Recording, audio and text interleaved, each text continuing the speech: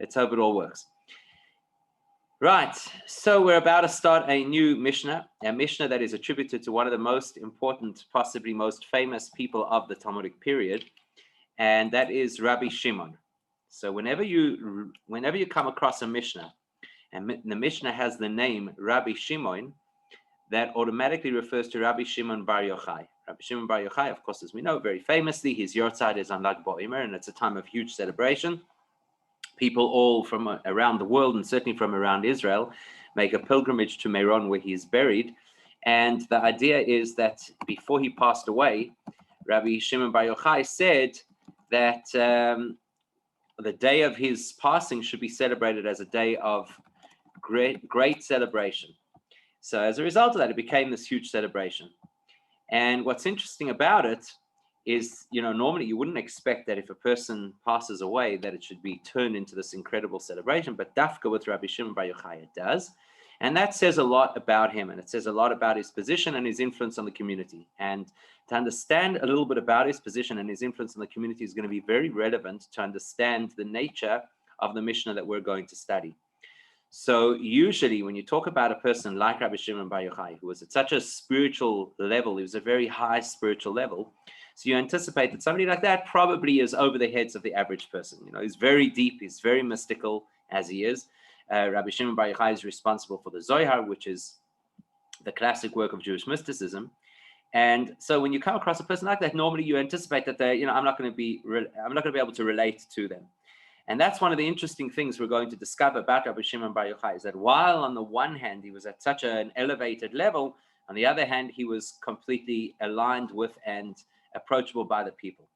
So there are a couple of things I just want to tell you about Rabbi Shimon Bar Yochai before we look at the Mishnah that he's going to teach. The background history will help us to understand and appreciate a lot about who he is in context, and specifically in context of this Mishnah. So Rabbi Shimon Bar Yochai was a student of Rabbi Akiva. In fact, to the extent that Rabbi Akiva at one point said nobody really understands the greatness of Rabbi Shimon Bar Yochai, like he's the only person who understands his greatness.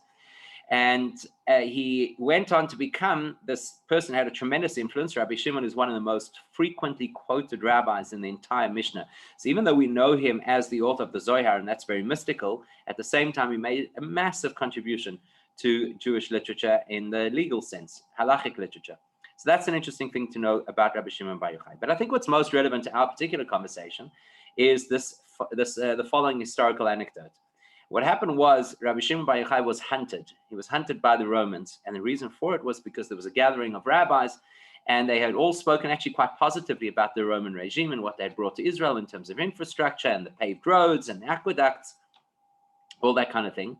And Rabbi Shimon Bar Yochai was quite outspoken, and he said, the truth is none of it is valuable, and none of it has our interests at heart.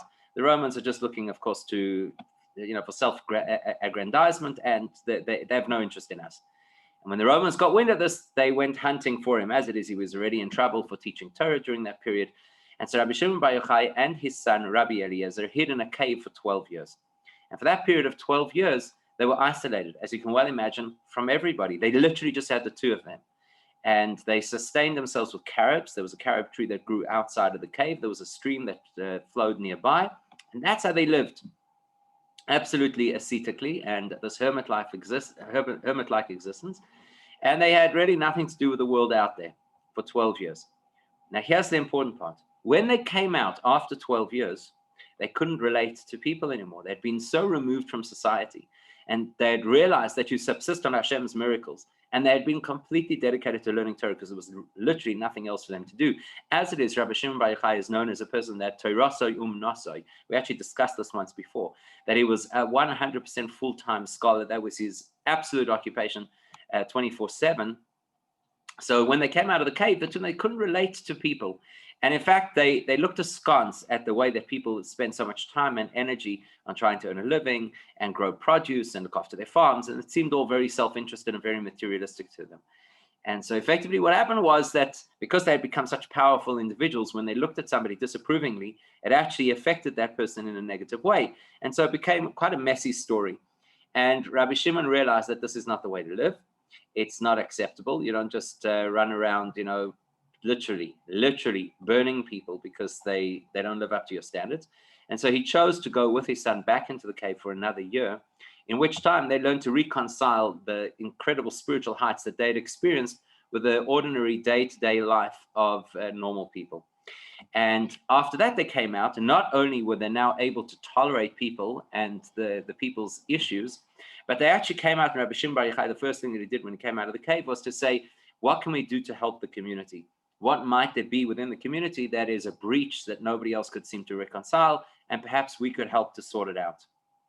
And then the other interesting thing is Rabbi Shimon Bar Yochai also becomes the person who initiates the idea that it is sufficient for a person to say the Shema in the morning and say the Shema in the evening, and that's good enough to fulfill the minimal requirement of learning Torah, which is very interesting because somebody who is so focused as he was, and somebody who learned Torah 24/7, and somebody who was at the spiritual level that he was, it's quite interesting that he should be able to accommodate everybody who was around him.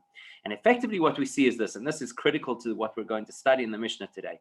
What we see about Rabbi Shimon Bar Yochai is that on the one hand, he was able to elevate himself to such an incredible spiritual altitude that he was divorced from the world and it meant absolutely nothing to him. It was not a problem at all to be disassociated from the normality of this world on the one hand. And yet on the other hand, he came to realize that that's actually not good enough.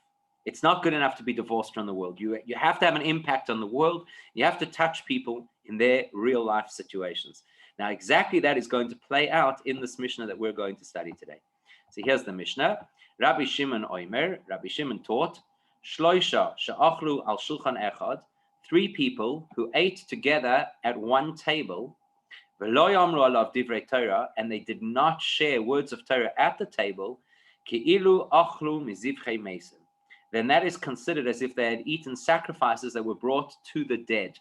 Now that sounds really harsh, but the idea of zivchei mesim, of bringing sacrifices to the dead, is supposed to represent the idea of sacrificing to idolatry. And of course, the idea over there is that Hashem is alive and all these other deities that people believe in are essentially dead.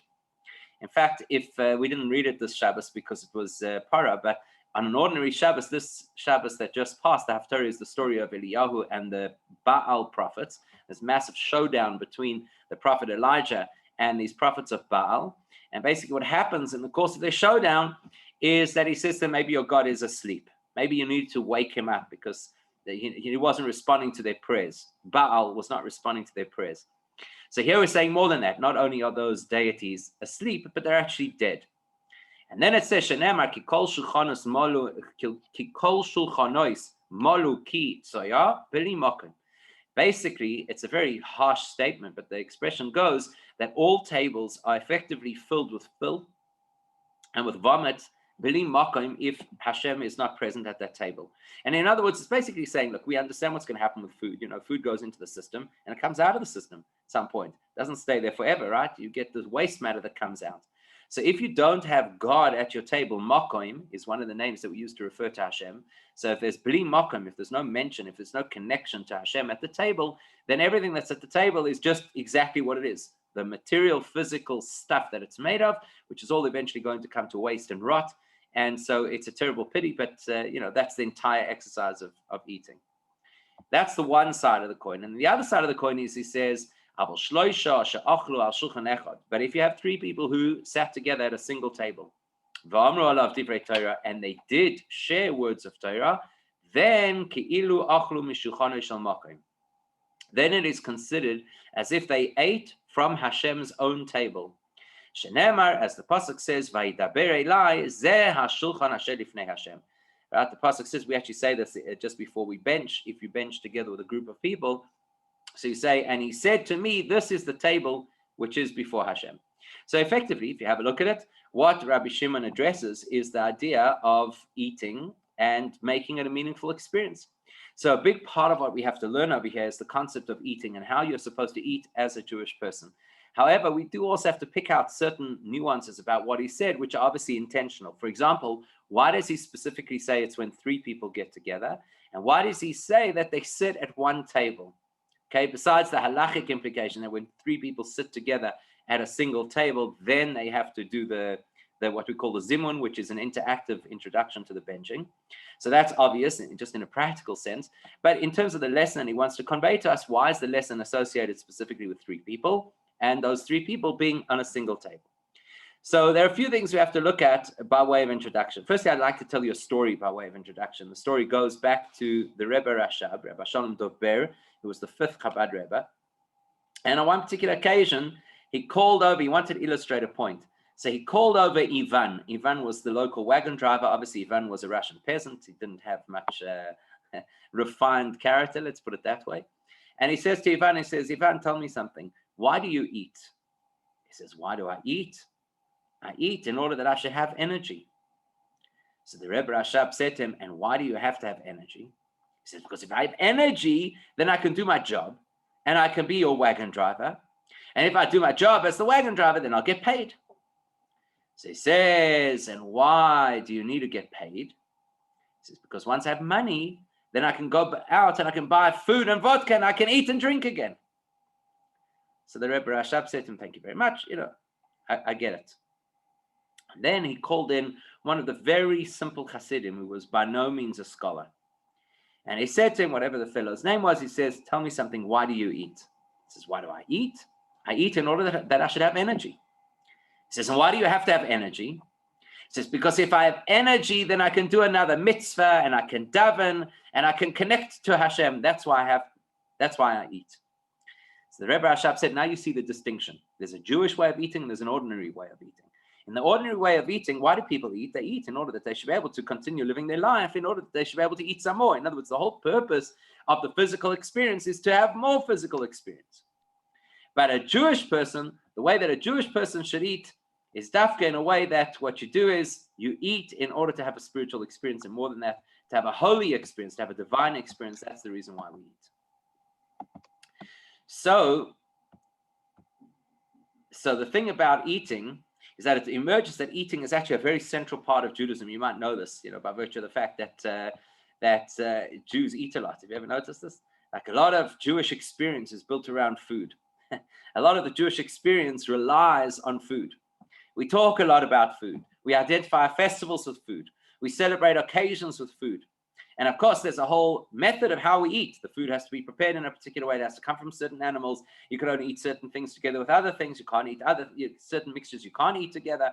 You have to say a bracha before you eat. You have to say a bracha after you eat. There's a whole spiritual experience and exercise that is associated with eating. The Talmud uses this expression. The Talmud says the Babylonians are foolish. Why are the Babylonians foolish?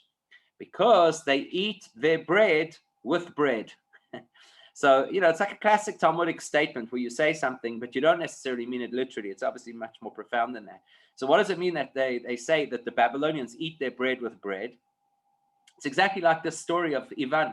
Why do I eat bread? In order to eat more bread. In other words, the entire purpose of eating is just to fuel the physical experience, and the entire purpose of the physical experience is to be able to have more physical experiences. That is anathema to Jews. To us, it's out of the question. You cannot say that eating is merely just for the purpose of eating. For us, the purpose of eating is not just a spiritual experience. For us, in other words, I learned self-control. Somebody was asking me the other day, like, what is the mystical Jewish version about self-control when it comes to food? There's a secular means of dieting where a lot of diet is about appearance and perhaps about health as well. Hopefully not in that order. Hopefully it's first about health and then about appearance. But in Judaism, the whole principle of controlling the way that we eat is part of our personal spiritual development. So that's one side of it, what it does for us. And then the other side of it is what it does for the world. And this particular Mishnah is going to focus just a little bit more on what it does for the world. But let's just talk about us for a second. The goal of life as a Jewish person is to take the world as we know it and to elevate the world as we know it to a higher level. Now, it's interesting because it's built into the very fabric of creation. So, for example, there are 4 life forms that we identify. At the lowest, you have mineral or inanimate objects. More sophisticated than that is the plant world, which has the ability to grow and to expand and to propagate and even to move. Like, for example, you watch sunflowers and how they track the sun across the sky. Then more developed than that is the animal kingdom that has the ability not only to move and not only to propagate, but also to form clusters and herds, to form habitats, to mark territory, to use some kind of cognitive processing, like, for example, to hunt or to be able to protect themselves, and even to communicate to a certain extent. And then the highest form that exists is human, where human has a developed intellect and the ability for abstract thinking, the ability for creativity and lateral thinking, and the ability to change your natural instincts and so forth. So those are the hierarchies. Now, if you look at the way that the world is created, every one of the hierarchies has a natural opportunity to elevate to the next level up. So soil, for example, is completely inanimate. It has no means of being able to grow, to propagate, to move. Yet, what happens with soil is that it is typically absorbed as nutrients into the plant world. So you plant a tree or a flower, whatever it is, into the soil, and then part of that soil gets sucked up. The nutrients of that soil get sucked up into the plant, and now the plant is a living entity. So the soil has been upgraded from being just dead and inanimate to become part of a living entity. And then what will happen to the plant? So there are certain creatures that eat plants, whether it be herbivorous mammals, or whether it be birds, or whether it be insects. So those are creatures that are a higher life form. They're more sophisticated, they're more developed, they're higher up the spiritual chain. And because they eat the plant world, so the plant world then gets absorbed into them and gets elevated to a higher life form, which it wouldn't be able to have achieved on its own. And then those creatures, those animals, are eaten by humans or by other creatures. So you get a predator will eat prey. So the predator is typically a more sophisticated kind of creature in many instances, especially when you talk about the apex predators. They're highly sophisticated and quite intelligent. So you have this upgrade. It's naturally built into the world that there should always be an upgrade from one level to the next.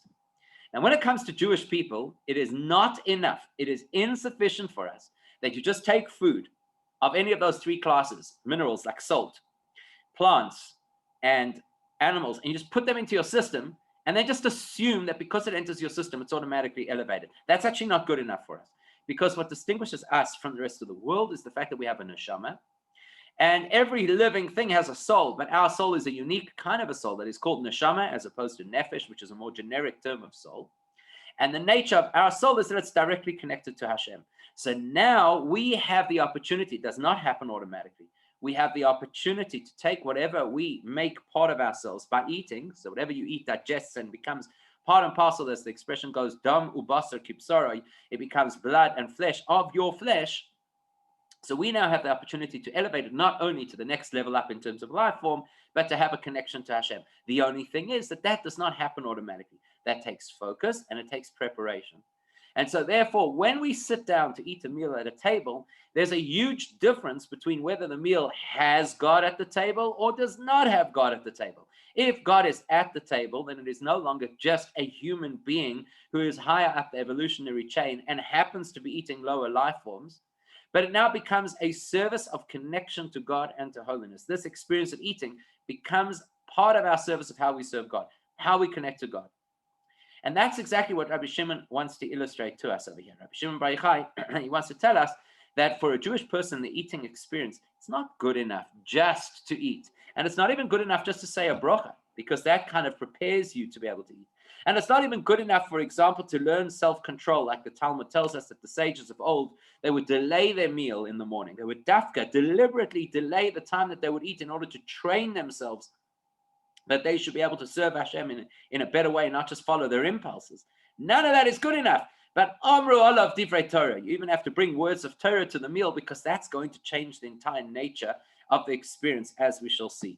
I don't know if you've ever heard this before. You probably have. I guess it depends also on where a person grew up. You know, when you grow up in a frum family, you always get told, don't sit on the table. You don't sit on a table. Why don't you sit on a table? Because obviously a table is a place that we serve food. And if it's a place you serve food, then obviously it's got a certain special element, a special position in the house. But much more than that, you might well have heard that a table is considered a mizbeach. It's considered similar to an altar. So just like in the Beis Hamikdash, in the temple, there was an altar. And on that altar, you used to take physical things like meat. And you would sacrifice it on the altar. And it would become what is called reach nechoyach l'Hashem. It would become a pleasing aroma to Hashem, which basically means that it would be elevated out of the physical reality and would become something of spiritual value. So by the same token, when we sit down at our table, the focus of our table is meant to be that we want to create a reality like that. We want to create a reality where this is not just feeding me. I'm hungry, so I've got to eat.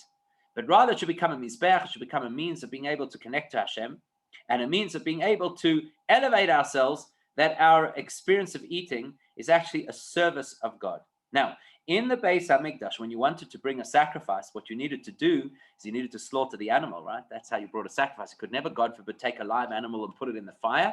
We're not allowed to do that. That's why the laws of shechting are so specific and precise, that it should be no real lasting pain to the animal. It's stuck almost immediately, that it loses consciousness, etc. So something has to be shechted, something has to be slaughtered in order to bring a sacrifice. Now I sit down to my meal. What exactly am I going to slaughter? If you want to tell me I'm going to slaughter the meat, I don't slaughter the meat. I go to the butcher. The butcher's already taken care of it before. There's a shochet at the abattoir. He slaughtered the meat. He did all the kashering. The butcher made the right kind of portions or whatever it is, the particular cut or whatever I was going to have. I don't shecht any meat. It's not like the old days we used to go with your chicken to the shochet, or maybe you even had a knife of your own. You sit down to a meal, we sit down to a meal. It's all pre-prepared. So what are we shechting? In order to make a sacrifice, you have to slaughter something, right? In order to make a sacrifice. So we're taught that every single one of us has inside ourselves, inside our personality, and inside our psyche, we have what is called a nefesh habahamis, which means an animalistic soul. In the same way as animals are by nature impulsive, in the same way as animals really are only self-interested because survival of the fittest, that's the evolutionary code. And so I've got to do what I've got to do in order to survive. So I've got an animal inside of me which is exactly like that. I've got to do what I've got to do in order to survive. And everybody has a different animal. One person might have an animal that is quite belligerent, quite aggressive, let's say like an ox, which is a classic behemoth. Remember, behemoth is a Hebrew word that refers to the class of animals you might find in a farm, as opposed to chaya, which is the class of animal that you'd find outside in the wild. So we're not assuming that a person is that wild on the inside. We're assuming that you've got a tameable animal, and so it's called a behemoth. But some behemoths, if you've ever seen an ox, which you could very well find on a farm, if it's not broken in and it's not trained properly, it could do a tremendous amount of damage. So one person's animal is like that. It's very aggressive. It's harsh on other people, maybe damages things along the way of climbing the corporate ladder or whatever it might be. And another person may have a completely docile lamb-like nefesh habahamis, which is, it sounds very nice, right? It sounds like it's something very positive. The person's like, I'm quiet, I'm docile, I'm not an aggressive person. On the other hand, it could also mean somebody who has absolutely no backbone, and wherever the tide goes, that's where they go, and whatever happens to be popular in the world at any particular time, they just float along, regardless of whether it is a Jewish value or it's not a Jewish value. So every one of us has this animal inside of ourselves. In the context of eating, the animal side of ourselves, the nefesh habahamis, this animal soul of ours, in the context of eating, that's the part of us that just says, dig in. Let's eat. Let's eat. It's an interesting story, actually, they tell about the Baal Shem Tov, that on one particular occasion, he was sitting with a group of his students, and it was on a Shabbos afternoon, where it's a mitzvah to eat, right? Everybody knows that it's a mitzvah to eat on Shabbos, so everybody was eating. And there was one guy who was particularly enthusiastic about the cholent that they were eating, which had beef in it. And so the Baal Shem Tov would very often, in the middle of his engagement with his students, he'd very often, especially on a Shabbos, he'd get each student to put their hand on the shoulder of the neighboring student, and that would teleport them into some other reality, and they got to see visions of how things appear in heaven. And they see this man is busy shoveling the food in. As soon as they were transported to this other reality, he actually looked like a bull wearing a strimal, the fur hats of Hasidim. In other words, he was so taken by the food that the food had overtaken him. And that's exactly the challenge of being at the table. I've got to shecht the nefesh habahamis, this animal inside of myself, because if I don't shecht it, then what happens is, instead of me being the master of the experience of eating, which is the goal of Judaism, the experience of eating becomes my master. It reminds me a little bit of when you see people walking with their dogs. So, people say, I'm going to walk the dog. But actually, when you watch them, very often it's the dog that walks them. So it's the same kind of principle. Who's in control over here? Am I the neshama in control? In which case, the experience of eating will definitely be something that is more meaningful and more spiritual and more holy. Or has the food controlled me? in which case it's all about the experience, and it's about the taste, and it's about the nourishment, and how good I feel, satisfied I feel for having eaten, for having had eaten.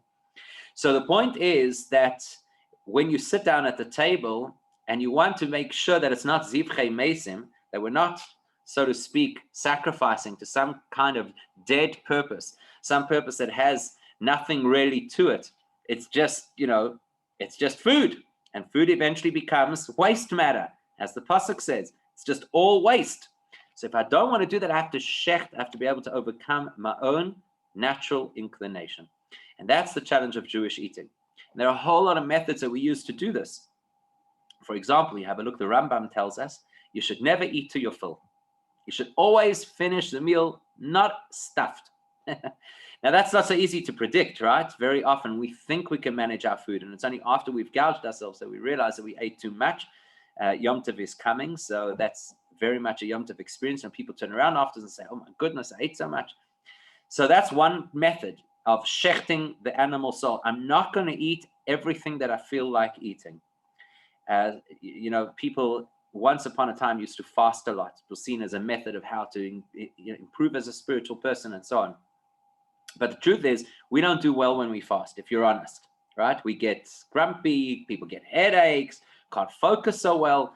So it's not ideal for us to fast, certainly not as a way of trying to shecht our Yetzer Hara. But what a person could do is say, there's a particular food that I particularly like, and it's not necessarily something I have to have, so that's going to be my fast. I'm going to be on a chocolate fast for a day, for a week, for a month, for a year, whatever the case is. I'm going to be on a Coca-Cola fast for a period of time. And that's a way to break the natural inclination of the animalistic side of ourselves. It says, give me, just feed self, and rather to be able to turn this into an experience where it is a connection to Hashem. Now, one of the principles that we have in Judaism is that there are already two ways in which you could live your life. Either you live your life as if everything is connected to Hashem, or you live your life as if things are not connected to Hashem. Rabbi Menachem Mendel of Kotsk, the famous Kotzker Rebbe, had quite a harsh way of saying it. He used to say, either you see everything as God, or you see nothing as God.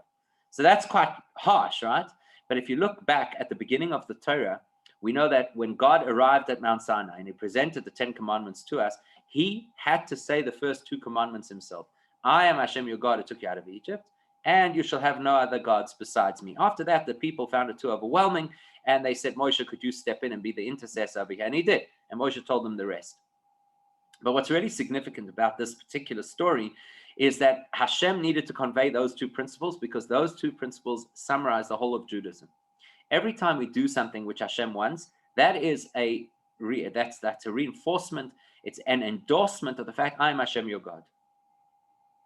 And to really put it into the context of this Mishnah, that is a statement that Hashem Echad. We all know that the most important prayer is the Shema. What do we say?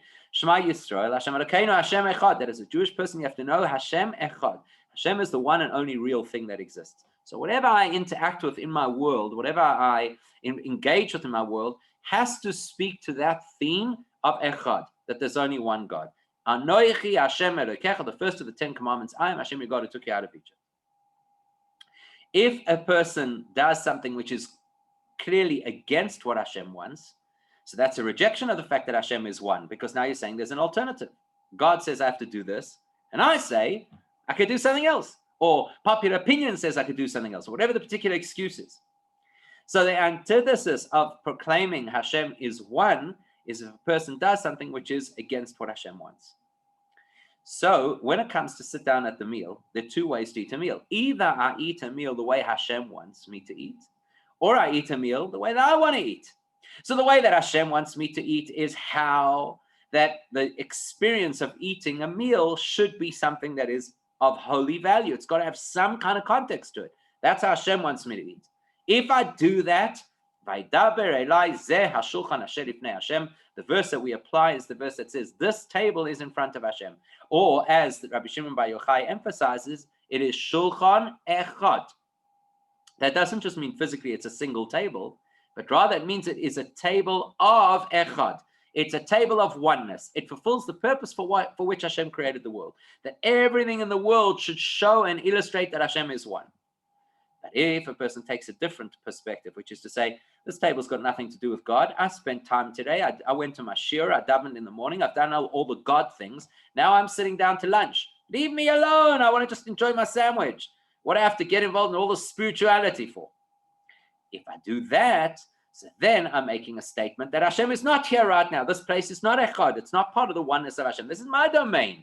It's my jurisdiction. I can choose how I'm going to behave over here. You take that attitude, then Hashem says, Bli makom. You've now created an environment without Hashem. You've created an environment that is Hashem is absent. That is an environment of ki tzoya. That's an environment of things that are of no lasting value. It's absolute waste. Just before we get into a little bit more about that, I want to show you something really interesting. You will notice that it says she'achlu. It's 3 people who ate. It's interesting. It should have said 3 people who are eating together. Then they should say words of Torah. But instead it uses the expression 3 people who ate in the past tense. So there are 2 explanations why he says it in the past tense. The one explanation is because it wants to teach us that you have no choice, right? You've got to eat. You have to eat. No matter how holy you want to be, you have to eat. And while you're eating, it's completely inappropriate to sit down and have your Gemara in front of you and start learning. It's considered disrespectful to the Torah if you're like munching along and reading the Torah at the same time. So why does it say in the past tense? To allude to the fact that you can't be learning new information when you're sitting at a meal. So all you can do is you can bring out stuff from the past tense, things that you've already previously learned. Now you can discuss as a crowd at the table. But some of the other commentaries point out that the reason it says it in the past tense is to remind you that you never talk with food in your mouth, even if it's words of Torah. So, she'achlu, once you have eaten, once you've swallowed the food, then you could say the words of Torah. But it's absolutely against Torah to speak while you have food in your mouth, obviously because it's dangerous.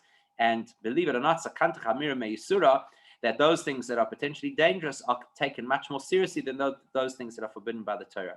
So if it's potentially dangerous, the person could choke, that's more important than not learning Torah at all. Now, Rabbi Shimon and his son spent these 12 years and then an extra bonus year in a cave. And it was just the 2 of them together. So because it was just the 2 of them together, Rabbi Shimon really saw the value in being able to learn with a third person. If you could have 3 people, something that he missed for over a decade of his life, if you could have 3 people together, 3 is considered a group, as we'll still see in a couple of Mishnah's time, because if you remember from the previous Mishnah, we spoke about how many people come together and the impact. Here we're seeing the same kind of theme. It's going to be a theme over a few Mishnahs, the importance of learning Torah, and particularly in a crowd. So Rabbi Shimon said, I missed the opportunity to be able to learn Torah in a crowd, so now I'm so happy to be able to have it again. Although Rabbi Shimon was actually saying something much more profound than that. The classic way of Jewish learning is called a chavrusa, which is a pair of people who sit across a table or next to each other, and they study a piece together, and they test it on each other. They ask questions, they debate. That's the nature of how it works. So a chavrusa is a wonderful thing. You could sit in the yeshiva, or you could have the experience of Rabbi Shimon and his son, which is more than just sitting in a yeshiva. It's sitting in this cave for years and years on end. And you can have the most wonderful experience of learning with another person who's your peer or who's your teacher. And you could think that this is where it begins and ends. Ultimately, I don't need more than this. If I have a good chavrusa, if I have a good study partner, what more do I need? Last Mishnah, we learned that the most important thing is learning Torah. We learned how incredible that was. So as Rabbi Yochanan ben Zakkai told us in the previous Mishnah. So, if learning is so important, I have somebody who's on a par with me, and we can sit and we can learn together. Surely that's the most incredible thing ever. So Rabbi Shimon Bar Yochai says, let me share my experience with you. I had that. I had it for 13 years. Just the 2 of us learning without a single disturbance. And let me tell you something, it is so incredibly attractive. Almost as if to say, I'd do it again anytime. Anything to go back to that cave and just be with my son and learn Torah. It's like a dream. However, Rabbi Shimon says it's my dream. That's what I would like to do.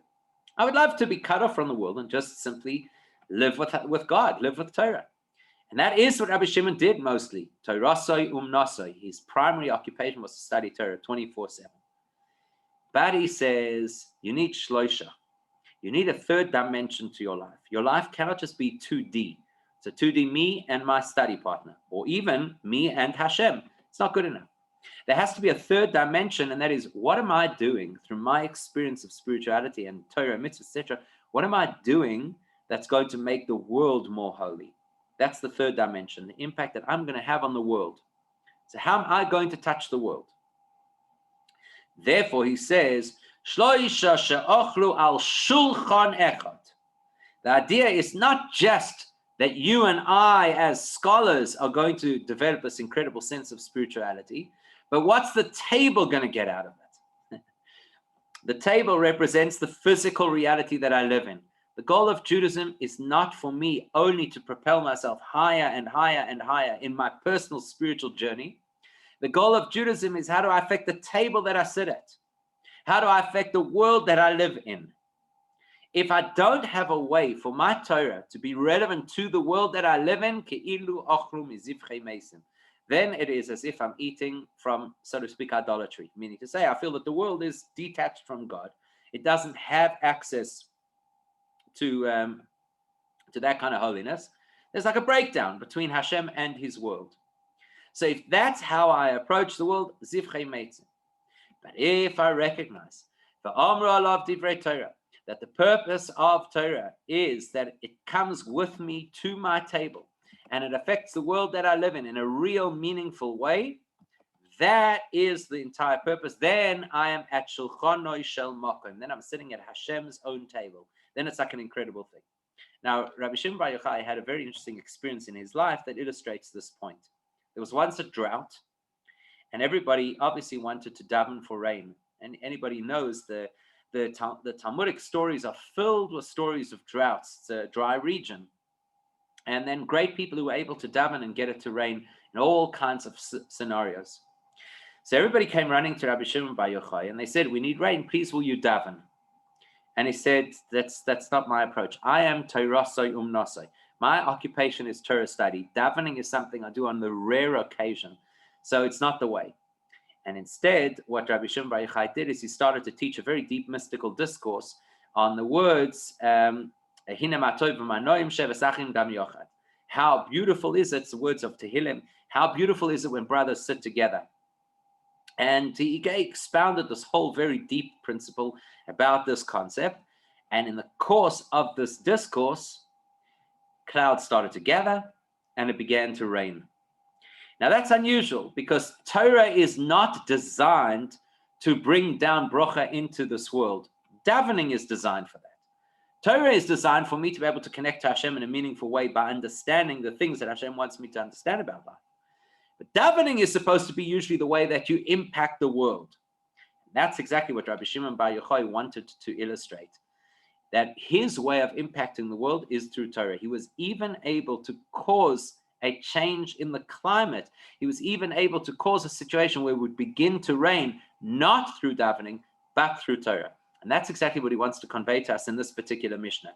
That every single one of us has, on the one hand, the potential, and on the other hand, the responsibility to impact our world. How? Through our Torah learning.